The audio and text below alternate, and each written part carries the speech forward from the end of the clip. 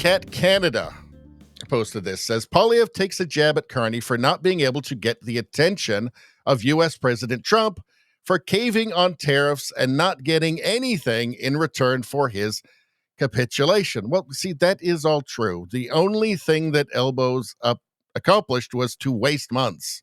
It accomplished nothing but higher tariffs and then just having to reset again from a worse starting place. So it was never a good idea. It was obvious. I mean, a country, the biggest economy in the world, 13 times, their economy being 13 times the size of ours. It just never made sense.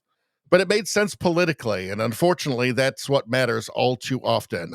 He says Carney's elbows have gone missing. Let's take a look. I was happy to hear that he got the president on the phone. I know that Mr. Carney has been trying to do that now for about a month. And today, the president accepted his call. And the prime minister took the opportunity to make a series of very generous concessions to President Trump. And I was expecting that when the call was reported, that we'd find that President Trump had given us something in return.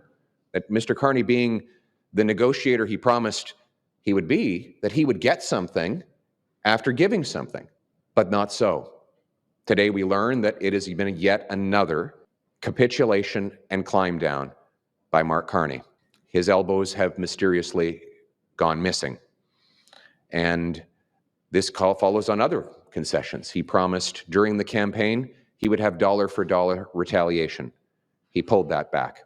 He made concessions on the military while getting nothing in return. He pulled back on his digital services tax, a terrible tax, but you'd think he'd get something in return for it. Nothing.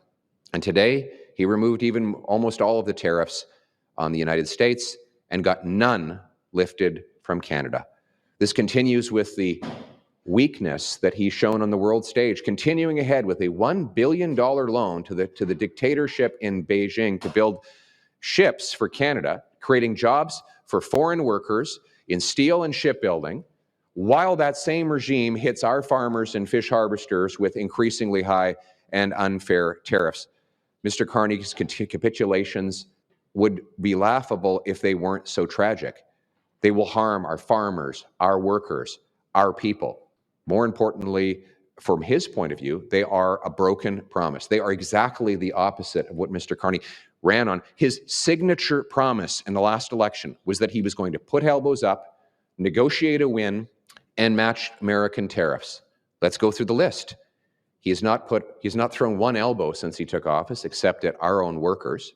He did not meet his promise of a July 21st deal with the Americans. Again, his promise, not mine. He did not, he's backed down while claiming that he would stand up, and he's gotten absolutely nothing in return. In fact, American tariffs are twice as high on Canada today as they were when Prime Minister Carney took office, promising. Yeah, I think eventually it's going to have to dawn on enough Canadians that what we're just seeing is just a totally counterproductive extension of the Trudeau government. And let us not forget that Mark Carney was a much celebrated advisor to Justin Trudeau. This was in all the newspapers in 2020, right? And if you take a look at Carney's book, it's pretty clear. You don't need to get much past the first chapter before you recognize, okay, yeah, Mark Carney's fingerprints are all over everything that Trudeau had been doing since 2020, at least since then. His fingerprints are all over it. This is just simply an extension of it.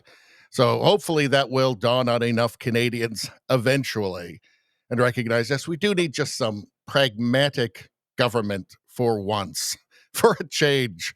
You know, it's been a decade now. That's enough, right? The pendulum needs to swing back the other way, the way that it used to in Canada. Anyway, that's all I'm going to say about that. Please like, share, and subscribe. Subscribing really helps me out. I thank you for that. I will see you next time.